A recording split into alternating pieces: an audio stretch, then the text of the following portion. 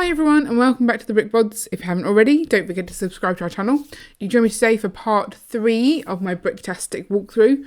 I've still got at least one more video to come, so make sure you come back for that. And if you haven't watched the previous ones, I'll link those up now. But let's get straight into it. So we saw this art gallery, this is by McGee at Swindon, but I managed to get a closer look inside these. I'm not sure if he's lit them up since or whether I'm just better at cameras. But I really love this art gallery. It's fantastically put together, recognisable bits of art, and really fun to look at.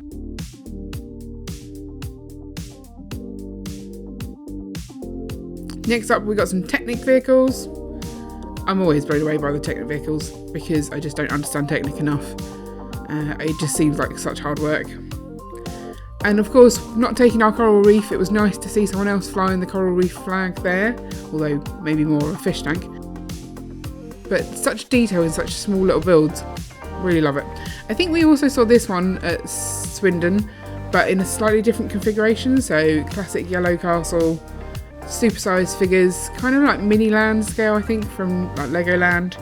But so much detail going on there. And they also have a map that I assume they change each time they go to a different show, because that's where we were that weekend. Bit of art there with some lovely rainbow. Rainbows are my favourite.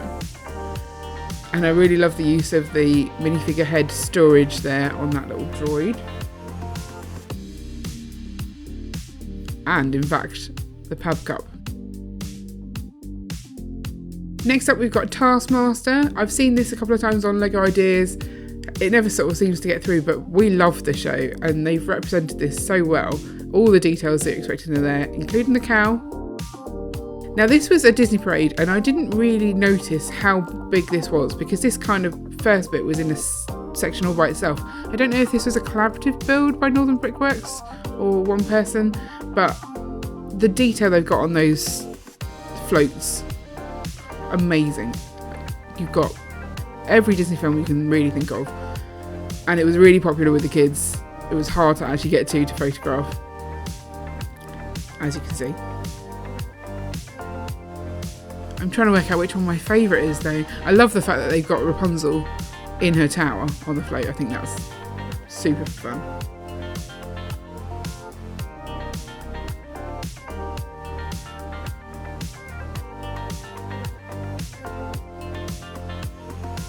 Yeah, I can't pick a favourite.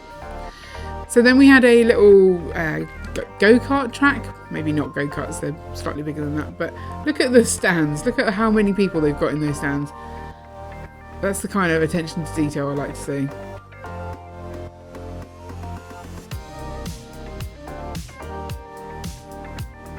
We see the fairground every year, but it gets bigger and bigger and louder every year. And some of these rides, I mean, the swinging round one, that's far too fast for me to ever entertain going on. But I absolutely love this display.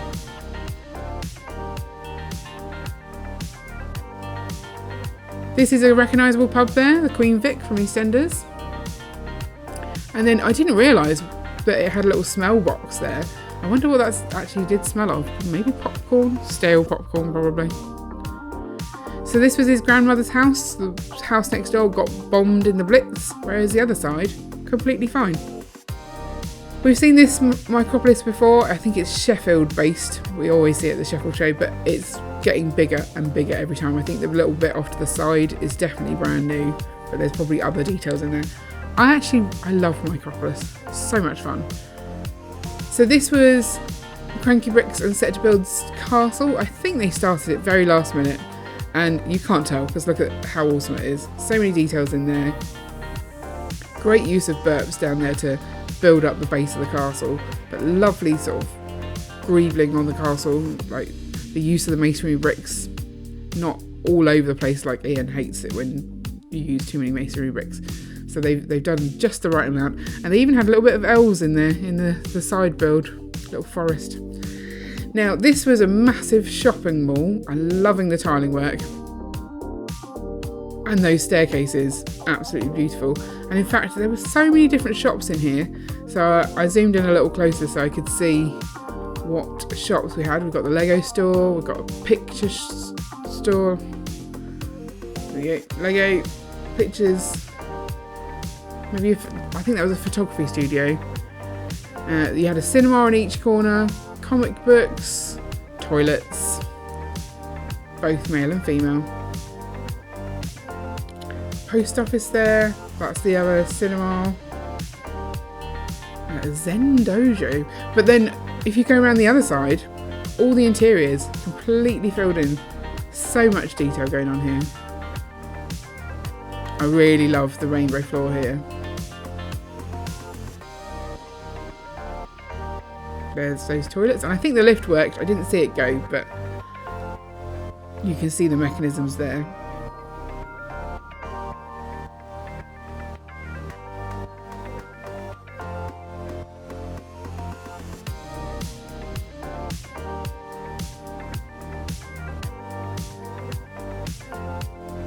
Great use of the curved bricks there to give that backdrop for the photography studio. This one, I didn't realise what it was until like looking at it for 5 minutes. It's actually a Lego show, and it's got so much detail in there. They've got all the different displays, you've got your little robot arena there. Really loved that one, like such a great idea. Nice Highland cow, go support that on Lego Ideas, the link will be below. And a bat cave, crammed full of stuff, that one.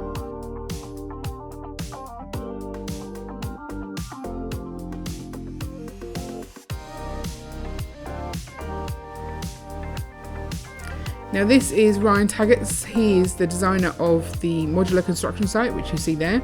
But he builds for his kids to play with. So everything opens up, everything's modular. You can take levels off, play with the interiors. This hospital, I'm loving the shaping on that. I think it's great, and there's some good details inside as well. But my favourite part, randomly, is this little cave at the side. I love the way that opens. He said it was not intentional.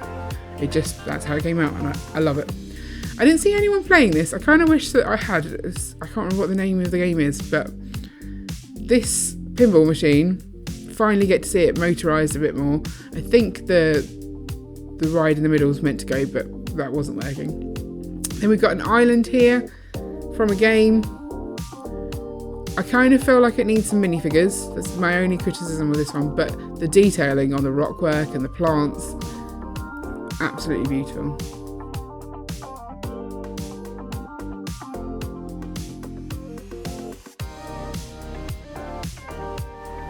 We had some more train layouts inside the hall. This one was in the very far corner. I'm not sure where everyone found it, but it's looking really good. Lots of detail in the landscaping. What a cute little park this is. So simple, but so colourful and pretty. And then teeny tiny scale. Look at the fountain. I love that fountain. Now we had giant bumper cars. Ian and I have wanted to put bumper cars into our fairground for a while, but you need to do it this scale to get it to work really well.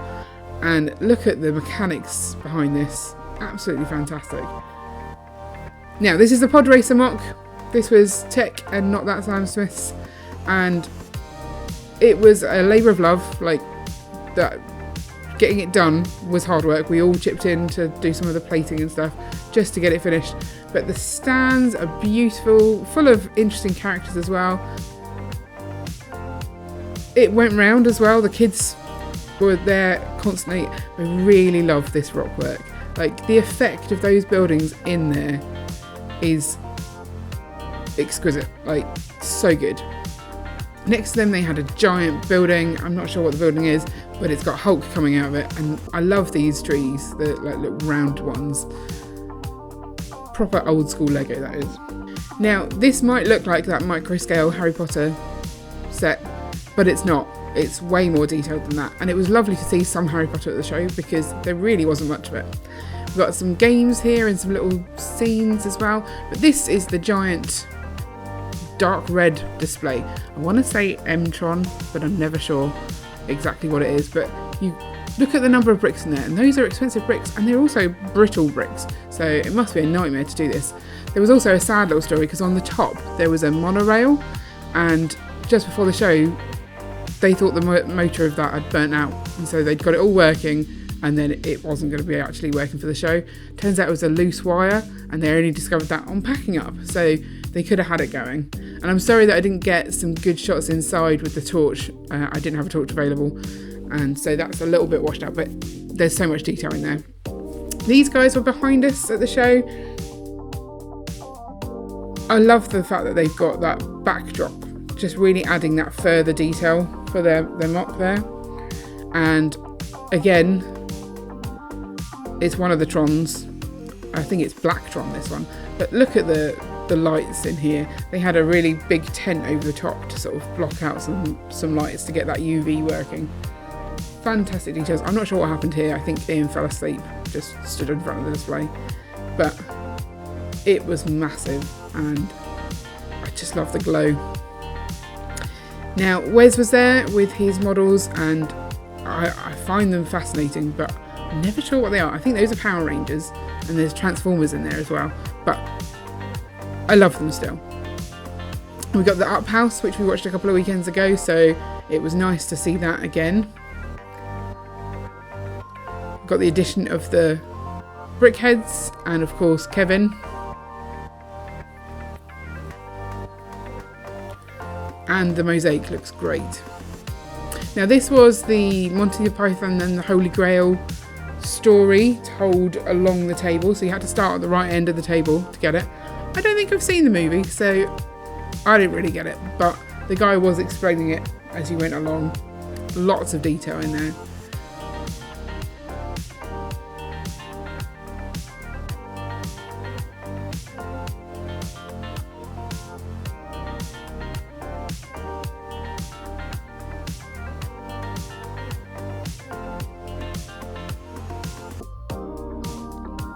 There was a museum, much bigger scale than the modular museum. You can get far more dinosaurs in there, and really lovely entranceway there. And this dinosaur is just huge. Love it. This is the Lord of the Rings scene here. A little bit of a ruin going on. Lots of detail in there.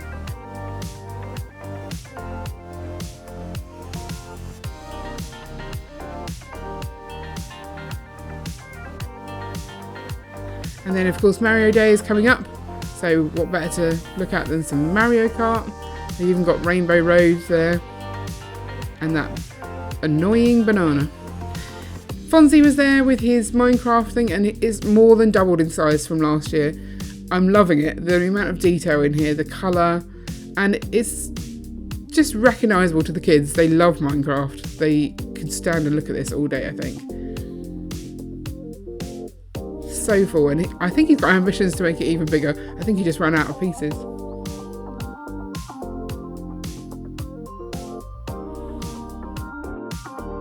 I'm presuming that this is the ladies football team in mosaics, but I have to admit I didn't actually watch it, so I don't know for sure, but I love a mosaic. And then you've got the lightsabers that we played with in Sheffield, and the lever pictures. And I love the addition of the how many levers with a little lift up for the answer. Annoyingly, I cut off the answer, but I think it was about 4,000. High Tea Toys here with her medieval mock. Absolutely stunning. Like, I could stare at this all day. The detail in this mock. And the addition of the little mushroom lady. I mean, I love a mushroom lady. But all the interiors as well. There's just so much storytelling in here. And they also had a little activity for the kids to find things in there. I didn't do it this time, but I think I did it in Swindon, so that's okay.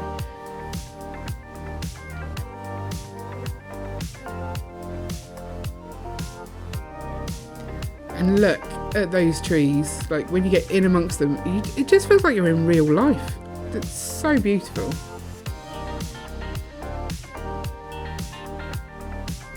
Now, Duplo, trains, Thomas the Tank Engine.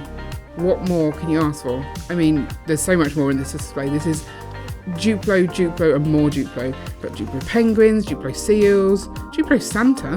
Who knew? It's just cram-packed with all the Duplo things you never knew existed.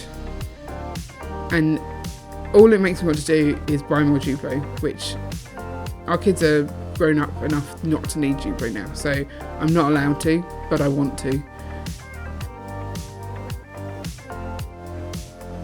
The Duplo dragon there, Duplo castle, and the original little Duplo people there, the little sort of mushroom people, so cool.